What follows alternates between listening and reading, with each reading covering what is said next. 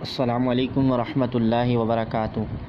ناظرین محترم، اگر ابھی تک آپ نے ہمارے چینل غوثیہ رضویہ کو سبسکرائب نہیں کیا تو سبسکرائب کے بٹن پہ کلک کر کے سبسکرائب کریں اور ساتھ میں یہ بیل والی آئیکن پہ بھی کلک کر لیجئے تاکہ سب سے پہلے نیو ویڈیوز آپ لوگوں تک پہنچتی رہیں، کیونکہ اسی چینل میں ہم اہل سنت و جماعت کے عقائد کی پاسداری کے لیے ڈیلی کی بنیاد پر ویڈیوز اپلوڈ کرتے رہتے ہیں۔ آپ کے سامنے تفصیلی دلائل پیش کیے۔ آج کی اس نشست میں چند حوالہ جات مزید پیش کر کے ان کے اعتراضات کے جوابات بھی آپ کے سامنے رکھ رہا ہوں۔ سب سے پہلے جو مزارات کے لحاظ سے ان کا اعتراض ہے اور معاذ اللہ کہیں قبر کے اوپر کوئی کمرہ بنتا ہے، اس کو وہ مستقل اپنے فتووں کا نشانہ بناتے ہیں کہ دیکھو انہوں نے قبروں کے اوپر کمرے بنانے شروع کر دیے، گنبد بنانے شروع کر دیے اور اتنی اتنی بلڈنگیں کھڑی کرنی شروع کر دی۔ یہ دیکھو میرے ہاتھ میں تاریخ المدینہ المنورہ ہے، یہ ابن شبہ کی ہے، 262 ہجری میں جن کا وصال ہوا، بڑے پرانے امام ہیں۔ یہ جلد نمبر 1 ہے اس کتاب کی۔ اس کتاب کے اندر انہوں نے لکھا ہے قبر ام حبیبہ زوج النبی صلی اللہ علیہ وسلم ورضی اللہ تعالی عنہا، حضرت ام حبیبہ رضی اللہ تعالی عنہا کی قبر۔ یہ باب اس کتاب کے اندر موجود ہے۔ ابن شبہ بڑے مستند امام ہیں، ان کے حوالے سے یہ قبور والے مسئلے کی وضاحت میں ابتدائی بات پیش کر رہا ہوں۔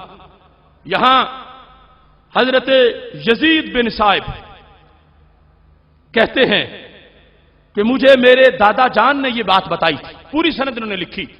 لما حفر عقیل بن ابی طالب فی دارہ بئرا، کہ جب حضرت عقیل بن ابی طالب رضی اللہ تعالی عنہ نے، جو حضرت علی رضی اللہ تعالی عنہ کے بھائی ہیں، انہوں نے اپنے گھر میں کنواں کھودا، وقع علی حجر منقوش، تو کھودتے کھودتے نیچے سے ایک پتھر نکل آیا جس پر نقش و نگار تھے، مکتوب فیہ، جس پہ لکھا ہے، پتھر کے اوپر لکھا ہے جو زمین سے نکلا، لکھا کیا ہے؟ وہاں پر لکھا ہے قبر ام حبیبہ۔ پتھر پر جس طرح قبر پر پڑی لگائی جاتی ہے نام لکھ کے، تو کنواں کھودنا چاہا، نیچے سے پتھر نکل آیا اور پتھر میں کھدائی ہوئی تھی، نام کندہ تھا، لکھا ہوا تھا قبر ام حبیبہ بنت صخر بن حرب۔ یہ حضرت ام حبیبہ رضی اللہ تعالی عنہا کی قبر ہے۔ فدافن عقیل البئر، حضرت عقیل رضی اللہ تعالی عنہ نے اس کنویں کو بند کر دیا، وبنا علیہ بیتا، اور اس پہ کمرہ بنا دیا، وبنا علیہ بیتا۔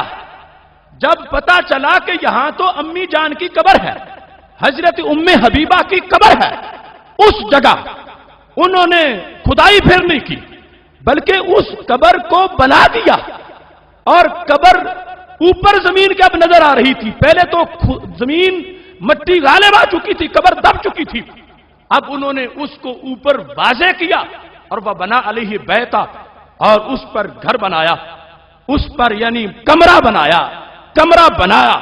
قال یزید بن صائب، یہ یزید بن صائب جو اپنے دادا جان سے یہ بات روایت کرتے ہیں، کہتے ہیں فدخلت ذلک البیت، میں خود اس مکان میں داخل ہوا ہوں۔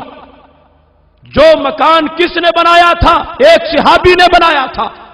وہ کون ہے؟ حضرت عقیل رضی اللہ تعالی عنہ۔ کس پر بنایا تھا؟ قبر پہ بنایا تھا، اور قبر کس کی تھی؟ حضرت ام حبیبہ رضی اللہ تعالی عنہا کی قبر تھی۔ تو یہ کہتے ہیں فدخلت ذلک البیت، میں اس مکان میں داخل ہوا، فرأیت فیہ ذلک القبر، میں نے اپنی آنکھوں سے قبر کی زیارت کی ہے۔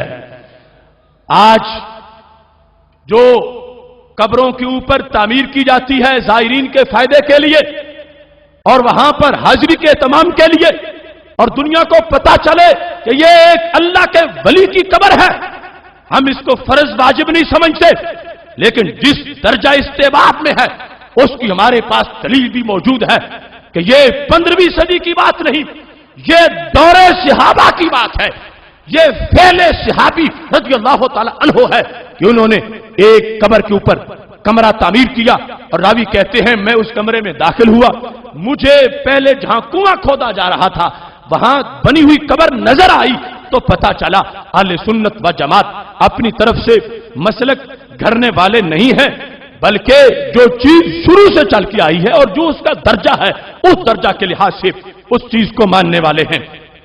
جہاں تک قبر میں مقبور انسان کی حیثیت ہے، ہم نے قبر اور بت اور قبر والے اور بت کے فرق پر جو نظم پچھلے سال پیش کی تھی وہ بھی ان پر قرض ہے۔ کئی سالوں سے وہ ہندو کی داستان شائع کر رہے تھے، دکانوں پہ لگا رہے تھے، اور لیکن جس وقت ہم نے ہندو کو جواب دیا وہ ہمارے دوستوں نے بھی وہ نظم شائع کی، لیکن اس کا جواب ان کے پاس نہیں ہے اور انشاءاللہ قیامت تک نہیں دے سکیں گے، اس واسطے کہ ہم نے جس ہندو کو جس انداز میں مخاطب کیا ہے اس کے پاس اس دلیل کا کوئی جواب موجود ہی نہیں۔